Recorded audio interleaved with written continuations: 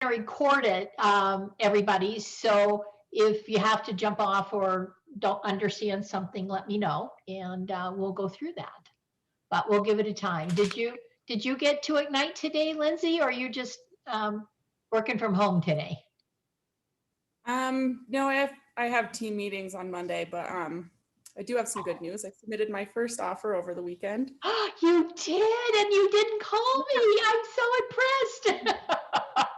Yeah, I'm so excited. So we're gonna hear the answer today. Okay, So good. Now, do you know fingers what your next crossed. steps are after that? No. Okay, you got to get your inspection done. Okay. And do you have inspectors to do that? I was just gonna have the team recommend. Oh, you're with Adrian, right? Yeah. Okay. Yeah, no, you're good. You're good. You're good. Yeah, no problem.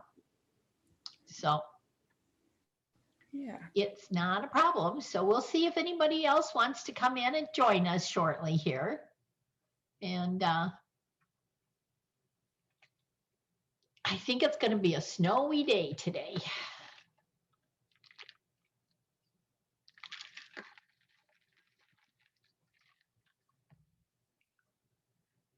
Okay.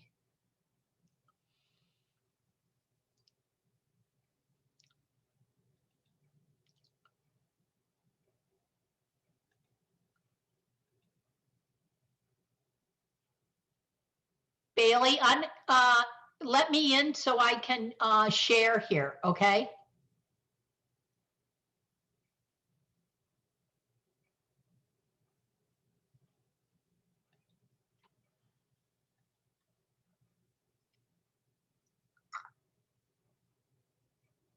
Bailey?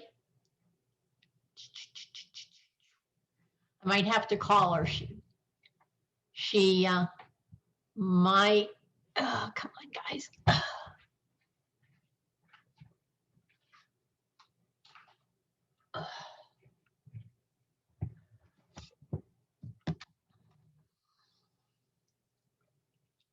Bear with me.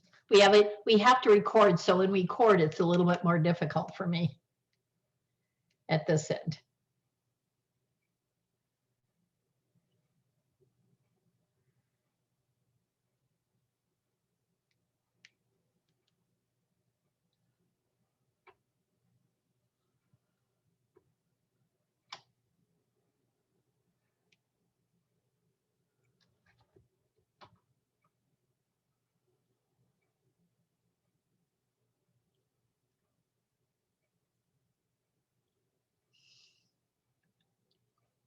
Hey, I can't get in because it won't let me in. I can see the recording button, but I can't get in to share my screen. Okay. Now then yeah, that's great. All right. You could go ahead and start recording in about a second here. When you hear my voice. Okay, great. Thank you. Okay, bye-bye. Okay, we're on. This is something that you have. I'm giving you the first sheet of everything you need for command. These are the documents for your buyers, okay? And your documents for your buyers are going to be documents that you have to get signed really before you even start anything. You should have a buyer consultation. So you have brokerage disclosure buyer, and it's called definitions of working relationship. You can have the buyer agency agreement, the buyer advisory. Right now until the middle of May, you also need the buyer COVID-19 advisory.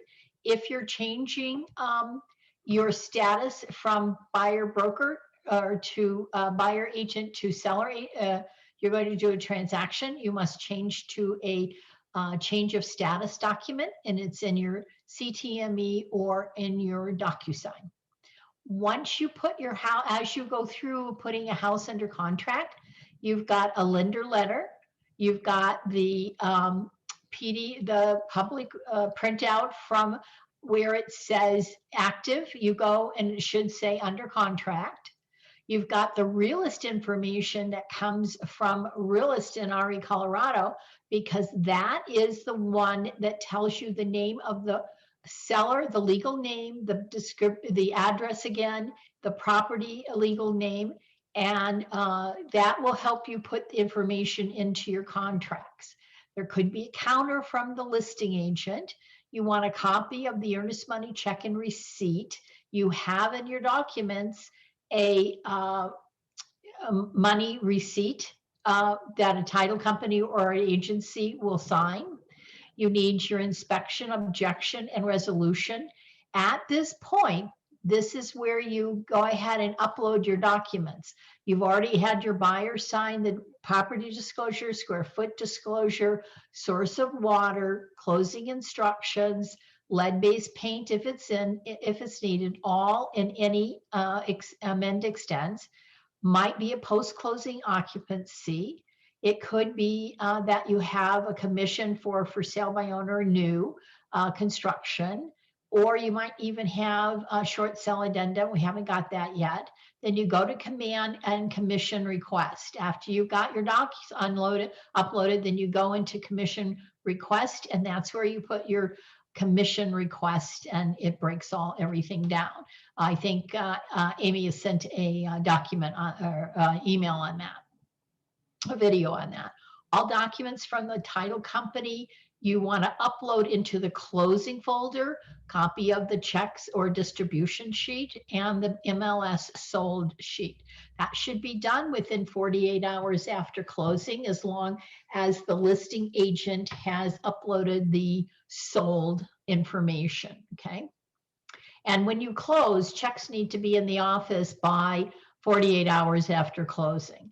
This is the definitions of working relationship document. It's not too difficult to fill out. You put the date, you're putting who you're doing it with, and how it's going to be delivered. Most of your documents will be delivered via email.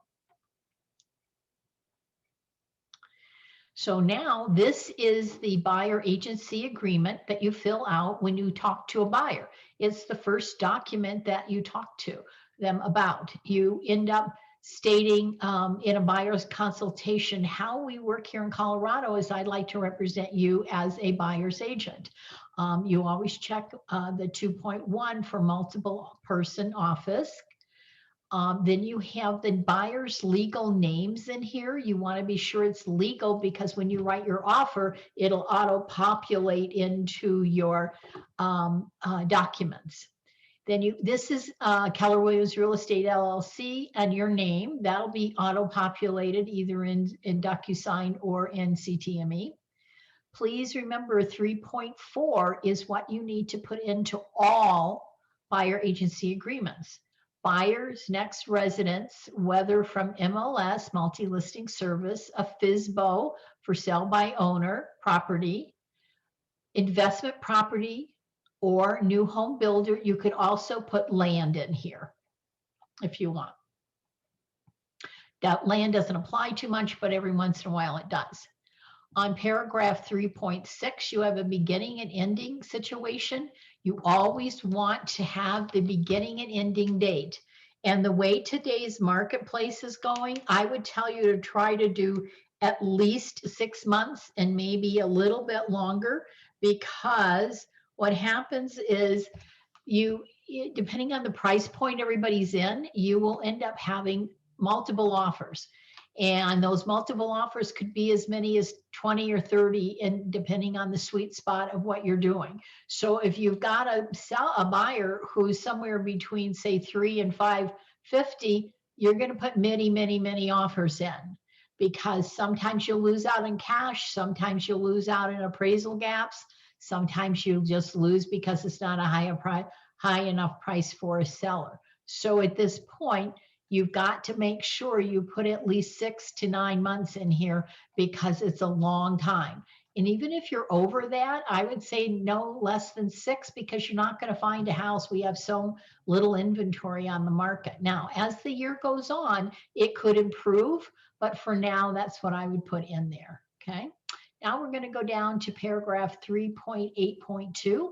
This paragraph says that it'll go to the next day. So if something falls on a holiday or something of that nature, then go ahead and click will, and it'll go to the next day. That way you won't remember. However, when you put in your dates, you might inadvertently put a Saturday or Sunday or holiday in there, but always watch that as you're putting your contract together. And the buyer, and I'm checking buyer agent because that's the only way I'm going to represent a buyer. Okay. Number 5 is your duties as a buyer's agent. These cannot be um, altered. Okay. This is what you do in paragraph 5. You don't have to memorize them, but you need to be familiar with them. So when you check the box at the top of the contract up here, let me show you. Boop, boop, boop. Right here, where you have buyer agency, you gain 3 more duties as a buyer agent. If you're going to get fired, these are the duties you're going to get fired on. Promoting the interest of the buyer, seeking price and terms that are acceptable, counseling the buyer. A lot of times, the buyers will not listen, do not hear what you say, and they blame you for one thing or another. But these are the things they're going to hang their hat on to get out of the buyer agency agreement. I had one this morning, and no, I'm not letting him out. So compensation, you want to put down on 7.1.1. On 7.111, you want to put 2.8, and then you go down to 7.112, check others, and make sure you put the statement in here. Any bonus, any greater commission shall be paid to Keller Williams Real Estate LLC at the time of closing. If you don't put this in here, what happens is that when you go to a new home builder and they're paying 4%, you're legally not entitled to it unless your buyers agreed to it. So that's why it's very important. Now, often you'll get, not often, but every once in a while, you're going to see a commission that would be 2.4, 2.5, or something like that. And you have to decide, do you want to ask your buyer for the difference, or you just want to go with whatever the flow is? My advice is to go with whatever the flow is. Whatever is advertised, that's what you get, okay? Now, if it's super low, then that's a different discussion with your buyer. So now we go down, everything else is left blank. We go down to 7.2.4. I always put this in here. It's not that I expect to be leasing agent, but I just want to make sure everybody remains honest. So at the time of closing, at the time of lease, I could get paid. I will receive a commission, and that will be paid at the time of closing. I've never collected on this, but it's something to keep everybody on the honest track, okay? Then it's on 7.3.1 is by the listing brokerage firm or seller may pay, buyer is obligated to pay. So if that commission is less than 2.8, you might go back to your buyer and say, I want 0.3% more. If it's 2.5 and you've got in your agreement 2.8, I've never done that. I've only accepted whatever the listing agent has said in the MLS that I'm going to get paid, okay? But you could, most buyers go with the flow. Every once in a while, you'll have a buyer that will say on this 7.3.3 that they are not obligated. Either way, it's whatever you feel comfortable doing, okay? 7.4 is a holdover period. So you've shown them 20 houses and all of a sudden they don't love you anymore. And you find out later that this is a buyer who goes and sneaks behind your back and goes to the seller and tries to cut a deal. Well, they could owe you a commission. Now, I'm going to tell you it's a fight, but if you want to, we'll fight for it, okay? And you will owe the success fee.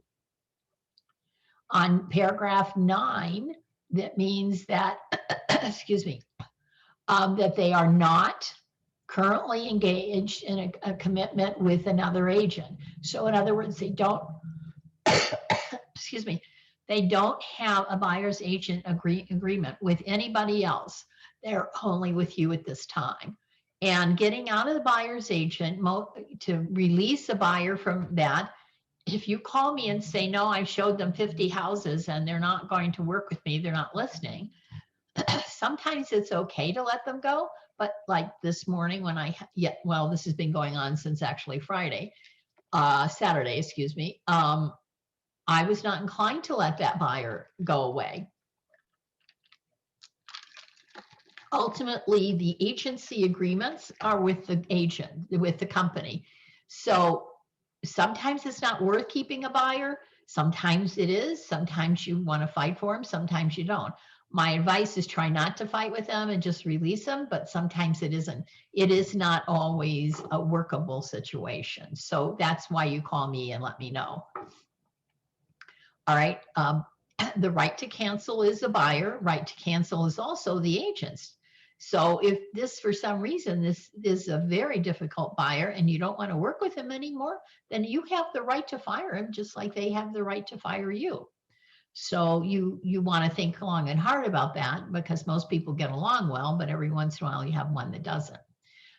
Then this is the information about showing. So there's no special instructions, and you would see that in the MLS printout sheet if there were special instructions. And then you have, as per the MLS instructions, that's how you're going to show. A lot of times you have a number on that sheet, and then they have to check with the seller, because not all sellers will let everybody in at a certain time. Or you go online, and right currently it's going to be showing time, but I think by summer it'll be a couple of more that can be used. And then you set your time and just do it online if that's easier for you, which is fine. Multi-listing services in the area, that's where you go to find all the information from your printout sheet. Disclose the buyer's identity, permission. When I was working, when my husband and I used to sell a lot of athletes here in Denver, the Denver Nuggets general manager and several of the Nuggets, the Broncos, actors, those things, we didn't divulge who our clients were. Now, in most cases, it's not a problem, but if you have somebody who's high profile, you don't want to divulge who it is at that time until they make the offer, okay? The rest of this you need to read. On 15, we're talking about wire fraud. Please, under no circumstances do your buyers or you put anything in an email that's talking about wire instructions.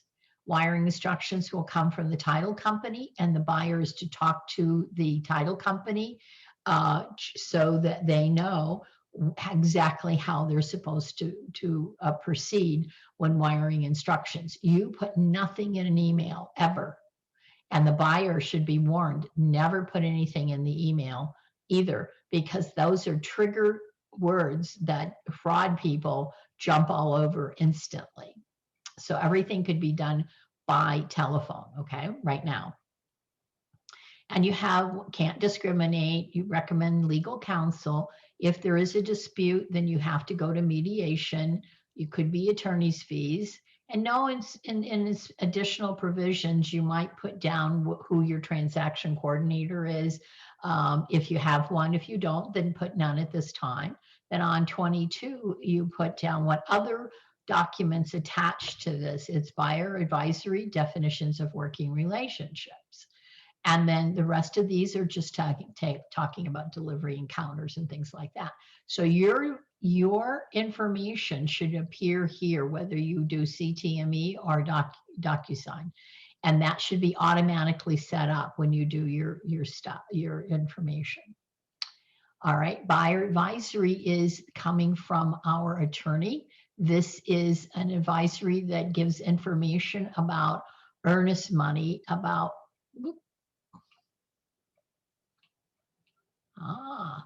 we lost one here. It'll be just wire fraud or buyer inspections, those types of things, water source, stigmatized properties. This is for the buyer's information. And survey, short sales, why they need insurance, home warranties are valuable, and special taxing district. This gives them everything they need to know and make sure that they have understanding of it. and FERPA, which is our Foreign National Act. And then you want them to sign it because they need to read this and understand it and sign it, okay?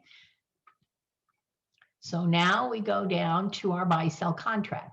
Now I'm going to stop here because the first email you send a buyer is their buyer agency, definitions of working relationship, the buyer advisory, and currently until mid-May, it'll be COVID-19 advisory. Those are the 4 documents you send to a buyer, and you go over all of those things, whether you can do it by phone as you're looking at it and they're looking at it. And that way you can understand exactly what they're seeing and what questions they may have. That's the first step. Now you've had your consultation, you've emailed their documents to them. Now we're going to write an offer like Lindsay did this weekend, okay? So you start with your dates right here. And you either check the box tenants in common, joint tenants, tenants in common, or other. Tenants, joint tenants is the right of survivorship. Tenants in common is a percentage usually used in a second marriage where it'll be 50-50 or 60-40 or whatever the percentage is. Other is usually single, which would be severalty, Severalty. Then you have the seller's legal name from the realist information. You've got your property county that the property's in. You have the legal description here of the property, and you have the address. I would encourage you to check your address a couple of times to make sure those are right. Then you go down to your inclusions. These are the general inclusions. When you get to this little box where you see in, remote controls, put down how many you see. Do you see 1 garage door, 2 garage doors, 3, 4, whatever it is? Put those amount of remotes in there. If you're a listing agent, you should pay attention to this paragraph. Otherwise, you might be ending up buying a remote control. Now, if none of these solar panels, water softener, security system, and satellite system are in the house, check the box none. Let's assume solar panels are there because there's another paragraph we're going to address. And then what's not attached but included is in here. On paragraph 5.3 is we are not accepting any incumbents against anything that is in the property, which you always want to put the word none. On paragraph 2.5.4, that is where you put down what type of appliances are they, where are they located. So in this case, I'm saying a freestanding gas stove or GE refrigerator located in the kitchen, a GE ice maker, and the basement bar. Be specific. The more specific you are, the less problems you're going to have, okay? On 2.5.5 is what is here. Now, I have you fill this out for a couple of reasons. If this is a single house, you know that's a 3-car attached garage. You know there's a shed in the backyard.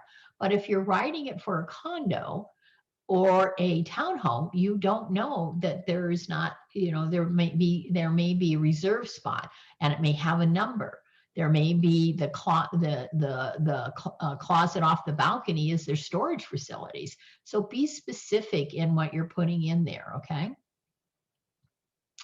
Now, the next one is what's excluded. Normally, it'll be washer, dryer located wherever. It could be the upstairs laundry room, it could be in the basement, it could be main floor. Be specific, because in very large houses, there could be more than one washer dryer in this property, okay? So now under water rights, you want to put none on all of these, the words as I have them here. And then when you're in CTME, go to the very bottom, and when we get down there, I'll tell you. But there is a little dot that you can click that says remove NAs. Please take all your NAs out of your contracts and don't use them in DocuSign. The dates we're going to go over next week. So we'll do those and tell you who's responsible for those things and what they're doing, okay? And who has to have it. Now on 4 is where we put our price and terms. So you want to start with your number.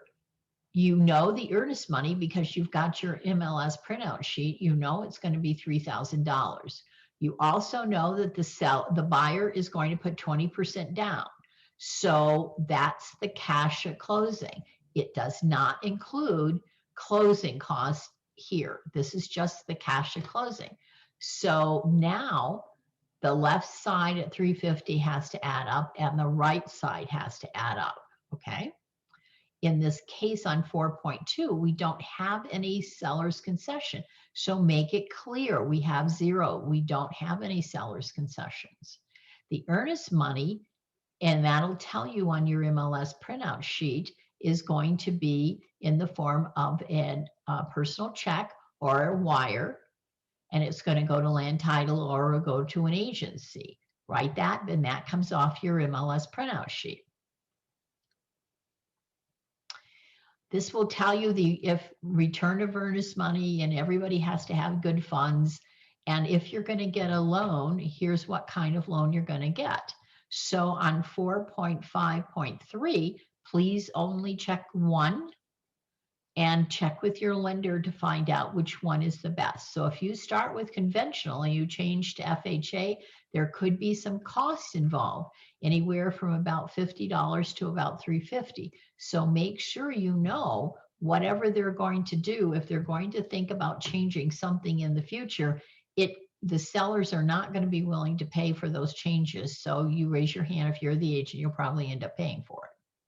Now in CTME, you can take out paragraphs 4.6 and 4.7 because it has to do with assumption and seller's financing. So you don't need those in there. So you want to squash those up so your contracts aren't so long. 5.5 is the most important paragraph in your buy-sell contract, okay? 5.1, as we'll talk about next week, your loan application. This cannot be completed until you have a contract that is legally signed by all parties and a legal description of the property that the lender has. That's when your application is complete. On 5.2, this is the first, it's more above than the other one, but this is the most important paragraph, 5.2. This is the last date in your contract that your buyers can get their earnest money back because they don't like the price and conditions, terms and conditions of their loan. But if you go past this date, their earnest money is non-refundable. So this is a real important paragraph. It's the most important paragraph in the contract. 5.2 or 5.3 and 5.4 can be squashed up because they don't have anything to do with the offer that you're making in most cases, okay? You don't usually need these two. It's rare. The appraisal is very important because all buyers have to get appraisals. So this will tell you what happens if the appraisal, you have appraisal objection on 6.2.1.2, you have to resolve by a certain date, and that is what you have to do. On 6.2.2, in this case, it's not an FHA, but if it was, you put the same number that you have on paragraph 3, and you make sure that if it's a counter, that paragraph is also changed. This paragraph states on appraisal that on FHA and VA, the buyer doesn't have to take whatever, if the appraised value does not reach the agreed upon selling price, the buyers don't have to take it. Now, having said that, you want to put a date in on paragraph 6, and there are many people who are going to give you pushback. But the reason you do it, it's not that everybody can perform by those dates. We're trying to get the lender to perform. The lender has to order FHA appraisers, which are different from conventional appraisals, okay? And the VA appraisal is done by the feds here and are done on Monday, and the assignments are given out every Monday. So they're different appraisals. There's more to be done with these appraisals. So we try to get them within our time frame. You check with the lender, when can you think you can get the appraisals going? They know how long or how backlogged these appraisals are. That has an effect on your closing date, guys. okay? So now on 6.4 is who's paying for it. It's going to be the buyer in most cases as part of their cost. Paragraph 7, these are all the documents that your buyer are going to receive from the listing agent and seller if there's an HOA. So when you get them, you look at them and make sure you've got all of them, okay? Because if not, the buyer can stop. The process goes a lot longer. Paragraph 8, you always, if you represent the buyer, I always check 8.11, but sometimes in this market of feeding frenzy, they check 8.1.2. That will add approximately $1,400 to $1,800 onto the closing cost of your buyer. So I really try to stick with this first one, but it depends on the circumstances of what you're making as an offer. On 8.1.3, you always check will, and this is an owner extended, and I always check buyer. It's somewhere between $35 and $65. But what it does is it checks on people who are filing liens before the day of the day after, and it prevents a lot of aggravation, guys. It's very expensive if this is not. There's a lot of lawsuits that have come out of this if we don't put this in here this way. So remember, it's very, very important you do that. So here you're going to get copies of the title work. You read the title work. And those of you that were on, we're going to have a title person again on Thursday and Friday, a new title person that everybody can go to. But this will tell you, you look at Schedule B, are the liens greater than what your agreed upon selling price is? And there's always special taxing district, but you look at it. If you don't understand it, call the closer. If the buyer has question, have him call the closer directly, okay? Then we have, again, go down. We have, this is about the oil and gas and minerals and rights. This is enlarged because some of the properties that are east of Parker could have these situations on them. And as you go through the process, you will learn who has that. Now, new surveys. New surveys are used when you have a regular lot and block, or you have acreage. You want to get a possible new survey or a new ILC. ILCs are usually lot and block. Surveys are usually reserved for a reasonable amount of acres, say 3 to 5, 5 acres or above. But they could get a survey plat. But it depends. You want to make sure if you've got acreage that you do get a new survey. Now they can counter on that and give you an old one that can be updated, okay? But you want to be sure you get a new survey. Now, ordering of the new survey, you can put down seller or buyer, whichever you want. In this case, it could be the buyer. But normally who orders it is going to be the title company and or the lender. So there are certain spots here in the city, in Adams County specifically, that the title company will order surveys. And then you have the delivery. You don't want it going to you. You want it to the buyer's lender or the title company, whoever ordered it. In this case, I would put buyer's lender in your contract. And then if it's needed, it'll go to the title company. We aren't getting many of those. They used to be standard. We don't do that so much anymore. So this is some more information, how to terminate if they don't like something. Then at this point, they can terminate if they don't like something that's in that title work that they get, or something they don't like in the survey, they can terminate the contract. Now, paragraph 10 says, hey guys, you can have any kind of inspection you want. You can have it and see as long as you don't destroy the property, okay? Properties are usually sold as is condition, where is, and all with its faults. The bottom line is that does not preclude your buyer from having an inspection. The inspections are available. Take advantage of them. And I'll show you a document in a minute. If they don't want to have it, you have them sign that document so you can keep out of trouble, okay? You have inspection objections, you have inspection resolution, and you keep within those dates, which we'll again talk about next week. 10.5 is your insurance. Please do not assume that all buyers are going to get insurance on a property, which is hazardous insurance. If there is if it's in a burn, has been in a burn area or a floodplain, or it's got shake shingle roofs, they're not going to get they're not going to get insurance. And if it's in a floodplain, they're going to have to get flood insurance, and that's very expensive, and that comes from FEMA.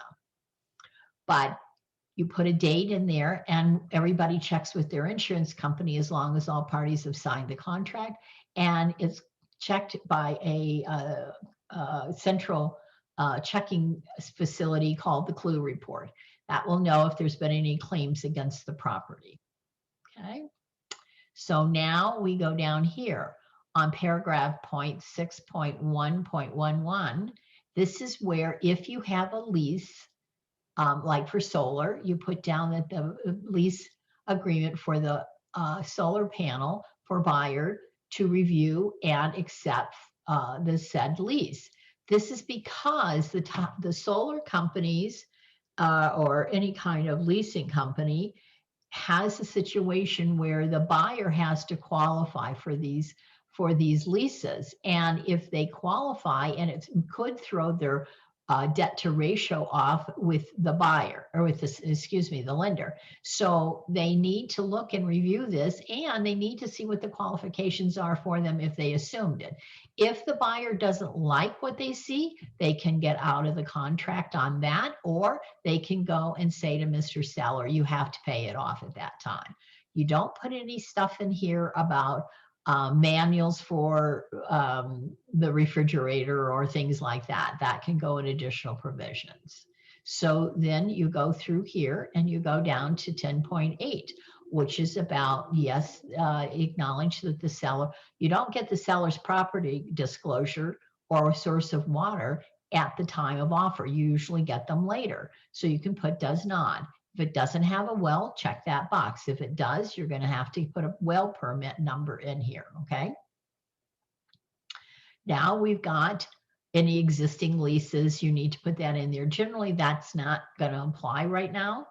Lead-based paint, if it's lead-based paint house built before January 1, 1978, then you're going to see that they'll give you a lead-based paint disclosure that needs to be signed at a certain time frame. Estoppels are dealing with if somebody is in the house and it's rented, then you will get something in there. Otherwise, you don't use this particular paragraph. Closing, you go down to 12.2. Closing instructions are not executed with the contract yet. It'll be a disclosure coming. On 12.3, the listing agent is the one who controls the date for closing. It isn't upon mutual agreement or anything like that. It is the listing agent. Now, what in reality happens is listing agent calls the selling agent and say, hey, what time does your buyer want to close? But he or she, their listing agent is the one who has all of these things. Now on paragraph 13 is what type of deed is going to be recorded. Always check special warranty deed. If you don't check anything, it'll automatically revert to special warranty deed. Don't check general, don't check bargain and sale, don't check quick claim. If this is a house and an estate sale, it could be a personal representative deed, okay? But you don't check anything other than special at this time, okay? Now you go down to 15. These are closing. Who's going to do what? There's a closing fee. The closing fee runs anywhere from about $350 to $500, and whatever title company you're working for, you will get that as you list a property. So then on 15 is talking about your status letter for the HOA. I always check seller, and any recording fees, I check seller. I don't represent the seller, I represent the buyer, so that's why I check those, okay? Now, on 15.4, local transfer fees here in the Denver metro area is 0. However, in the high country, it's going to be, there is a percentage. I think it's 1%. Then down here, you put down none because you don't, this is who's going to pay for it. At this point, we have 0 up here and we have none down here. Private transfer fees are not here in the metro. However, they are in the high country. So you can, if you're in the high country and you're putting something, you can say seller, but generally down here it's none. We have a water transfer fee. Not all water districts have transfer fees, but there are a few. Put a number in here and you're not going to exceed. So 350 is about a good number. And you check water district. Now you come down here and who's going to pay for that? I always put seller, okay? Because I represent the buyer. Now, in a usage fee, we don't have it down here, but they could have it up in the high country. But right now, put 0 or put check none. The FERPA, which is the Foreign National Act, is something that the title company checks with the seller.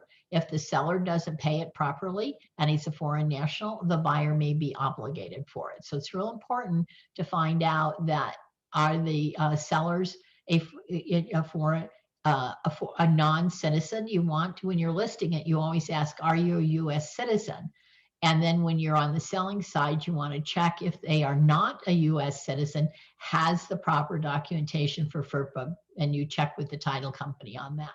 Same with the withholding for Colorado. That's a 2% amount that you do, but sometimes it's withheld, sometimes it's not. That's also a title company issue, okay? 16, you're prorating the taxes. Sellers pay a tax from January 1 to the day before closing. The seller or the buyer pays it from the day of closing going forward. So there's some prorations there. So I always put most recent levy and the most recent assessed value, okay? And nothing else. You have a none here. Now you go down to association assessments. I put seller because he or she is going to be obligated for this at all times. So at the end of regular assessments, you put the word none here. On 16.4, where it says other prorations, and none. Be very specific, because if an assessment letter comes in and you have a high rise and you've got HOA fees, we're saying, hey, we're not paying for those. That different HOA fees, that's got to be the buyer or seller, excuse me. So you want to be sure you've got that properly checked on there and words properly stated. This is 17 is how progression.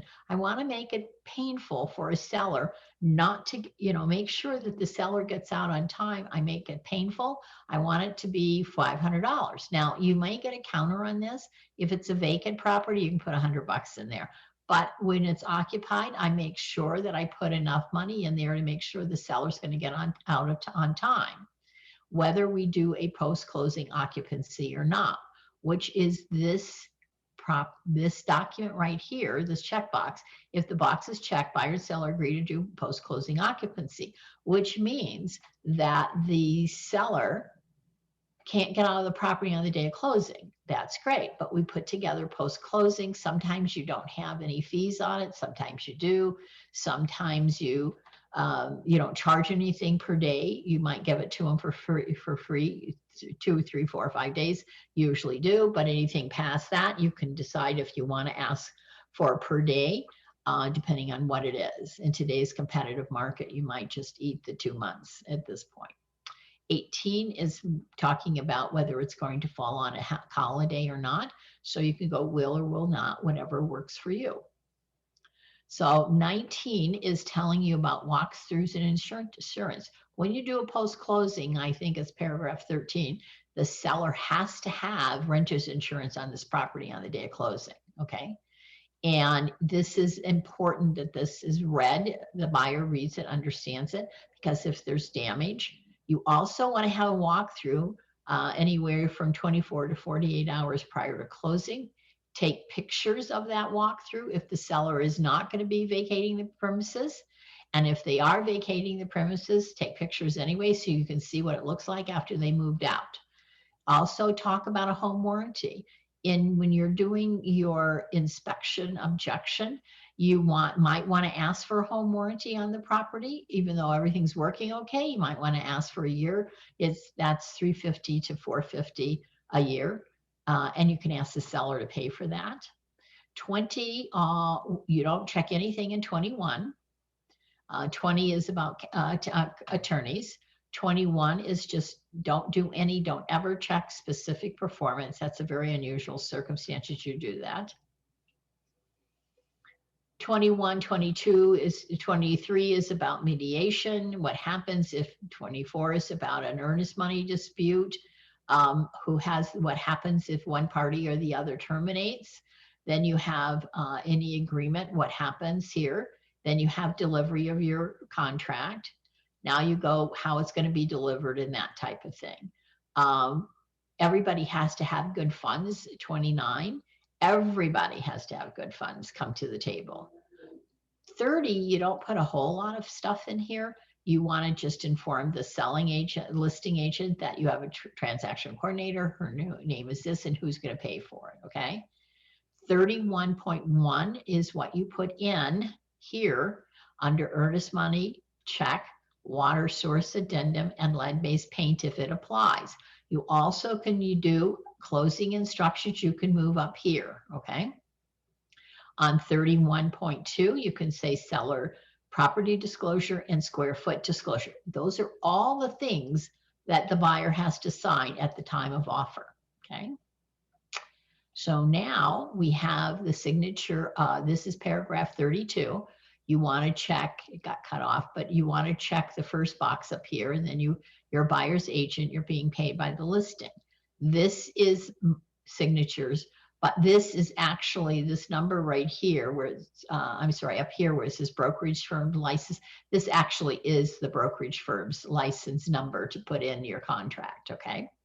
33 is for the listing agent to sign, and you want to fill it out because they have a tendency not to do that. So no, we don't have the earnest money. I'm being paid by the seller. And I represent him as the seller's agent and I get paid by the seller. Fill all of this information out and you can get that from the MLS in most cases.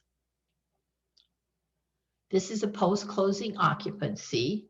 And with that said, it automatically populates the seller, the buyer's name, county, the legal description, the address of the property, what contract date you are talking about, what date you're going to possess it. And then you go down here to where what date 8 is what date does the buyer want to charge the seller for being in there for 60 days. Again, some people charge, some people don't. That's a discussion with your buyer, and will not be prorated and refunded to the seller. So you will not refund any difference if he moves out early. Again, you put your $500 a day in here. The water and the sewer, you can say the seller. You can say, I forgot to check this one, but on number 12, you can say seller or buyer. It's a very small amount of money, guys. Then 13 is very, very important. It is the insurance policy. They have to keep insurance. They've got to get a renter's insurance. If it burns down and only the buyer has the insurance, the seller loses everything. So it's vitally important that they get insurance, okay? Now, there could be a security deposit. You want to hold the check. And then when you turn the property over, make sure, as I said, you go in, you take pictures prior to closing. And then when you go back and make sure the pictures you see is how the property is. And if there's damage, you can keep part of this earnest money, but you have to show proof if you have to go to court. And then additional provisions, you could put in here, you can say none at this time, or you can say the keys will be given to the buyer on blah, blah, blah day that will be set up between the buyer and the seller.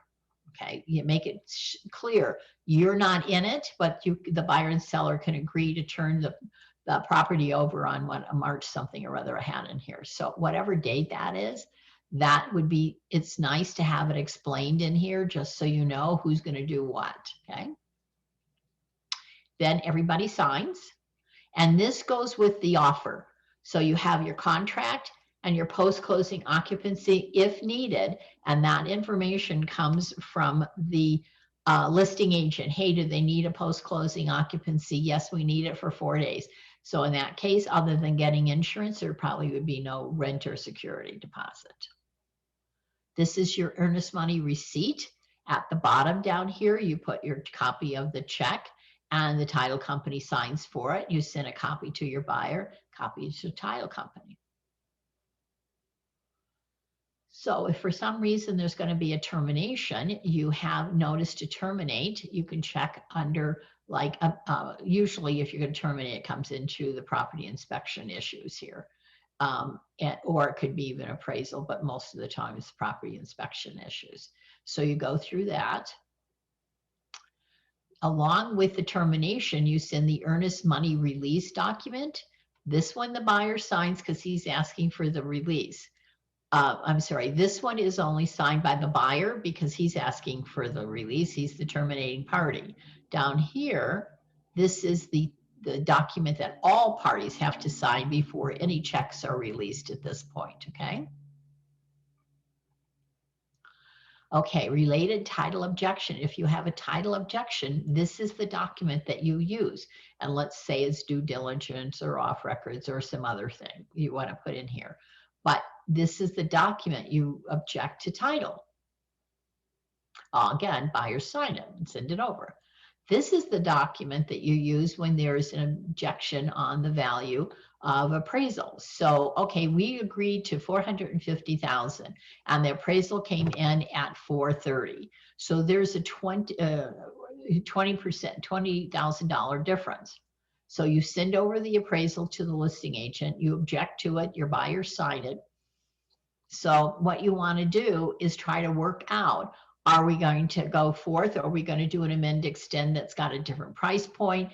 On an FHA and VA loan, the buyer doesn't have to take it. On conventional, it can be negotiable. On FHA and VA, it's going to be tough to get that negotiated because the lender is not going to be too happy about that because it may be cash they're using for a down payment. So it's a little bit harder on an FHA and VA loan to get this done. Buyer acknowledgement. This is the document that I've said to your buyers, hey, Mr. Buyer, if you don't want to choose get an inspection, tell me. If you're not going to choose a home warranty, tell me. Put your name, have them sign, because this is proof that you said to them, are you going to get one? And if they say no, then make sure they sign this document, okay? Now, this is closing instructions, usually comes from the listing agent. This fills out the date of the contract. Everybody agrees to the documents that are coming from the title company. It's not a hard one. The closing fee, if you're listing, you'll find out what the closing fee, again, is $350 to say $500 in there. You can get it according to either cashier's check to the seller at closing or wire the funds. Either way is fine. Whatever the seller wants to do, that's what you do. So you send, if you're a listing agent, you send it over, buyer and seller will sign this at the time of closing. Okay, I hurried up so I can get Mary out at 1 o'clock. So what I want you to do is go through, you can pick your own house. I don't care how you do it, but you can pick your own house. And I want you to, let me see here.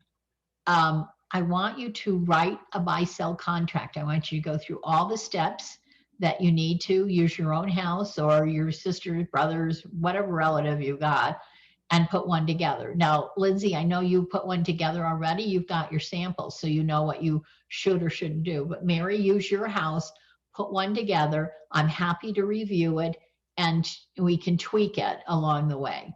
Does that make sense? Everybody understand that? Everybody's on mute. Yes. Okay. Do you have any questions? I know you have to take off, so I tried to hurry. So many questions. It's all just really overwhelming right now. Yes, it is. Yesterday I spent the day trying to get all of my names and passwords for like 13 different sites and things, and that kind of made my brain hurt. Lindsay, we know that one, don't we? We know those things. It's hard setting all those up and trying to navigate them when I still have no clue what I'm doing. That's okay. Call me if you have questions, okay? Do those processes and I'll help you where I can. But the contract, if you go to ctmecontracts.com, I think it's ctmecontracts.com. Let me double check that for you though. Just a quick second here. Okay, it's CTME with an S.com. That's first 30 days free there, or you can use DocuSign. I don't care which. I don't get into DocuSign because I don't know how to use it, but if you want to, that's fine. DocuSign is free. CTME is $28 a month. Okay. I just find it's easier because I grew up with it. That's the one I use, but use whatever you want. Then when you write it, Mary, go ahead and send it to me and we'll go over it on the phone when I'm looking at it. Okay. Okay. So you can look at it and I can look at it. So what you want to do is pick a contracts class, and that way, or whatever program I'm saying, sorry, pick the contract that you want to use. I will tell you in August, I'm going to do a contracts 101, and I'll let everybody know in the coaching program when I'm going to do it for Smedra. It'll be CE credit, and I go almost line by line on the contracts a little bit differently than I do there, but I explain whose responsibility is what. So it's a 4-hour course, but it helps you understand the contract a great deal better than what you are now. Today you're just drinking from a fire hose, Mary. Lindsay was doing that last month, and but it's a lot. Mary. Yeah. Sorry. I just want to give you a little bit of advice. I didn't set up my CTM account until a couple of days ago, just to save a little bit of money, because it does have that 30-day contract or 30-day. It's 30 days free. But yeah. You're not going to use it until you actually have a client in front Well, of you. Then you do use it when you do your samples. So you got to make it juggle your time frames here. So Lindsay didn't do her samples, but she did when she wrote, and one of her teammates looked at the contract, and that'll be her sample from now on. Okay. So, but it depends on what you want to do. And I'm good with whatever you want to do. Okay. Okay. Yeah. Yeah. So everybody's circumstance is a little different. And then how do we find all the contracts? Is that through command or? No, they're all on CTME. Okay. Yeah. Or DocuSign, whatever you want to do. Okay. Yeah. They're all there, everything. Now, if you have trouble finding them, call me and I'll walk you through and tell you where they are. Okay. Yeah. Yep. Yep. Any other questions that you guys got? Okay. Next week, we're going to do dates and deadlines. And I apologize for not sending out my little blurb about what we're doing this week, but I had to attend a funeral yesterday. So I mentally was not in the mood to write an email, just so you know. So I sent it out this morning. So if you have questions. Whoop. Okay, so anything else? Now, Mary, if you have questions, just call me. Okay. and or send me an email and say, can I book this time to talk to you? Okay. Sounds good. Okay. What if I don't know what my questions are? I just feel overwhelmed. Yep. Please call. Okay. Because we've all been there, right, Lindsay? We've all been there. And it's because you have this wave after wave after wave coming at you because we're giving you so much information. We're giving you information on command. We're giving information on the coaching. We're giving information on at night. We're giving you information on contracts, and it just keeps coming, and you feel like you're drowning in information. Until you're with us about a month, the drowning doesn't particularly go away, but you'll be able to navigate it a little bit better shortly. And shortly depends on the person. Okay. So when you get overwhelmed, write me an email. Say, can I talk to you at this time? And if I've got time, yes. If not, I'll give you an alternative. Okay. Okay. Good job. And Lindsay, congratulations. I hope you get your deal. Good job. Thank you. Okay. All right. Talk to you guys later. Okay. Thank you. Bye-bye. Bye.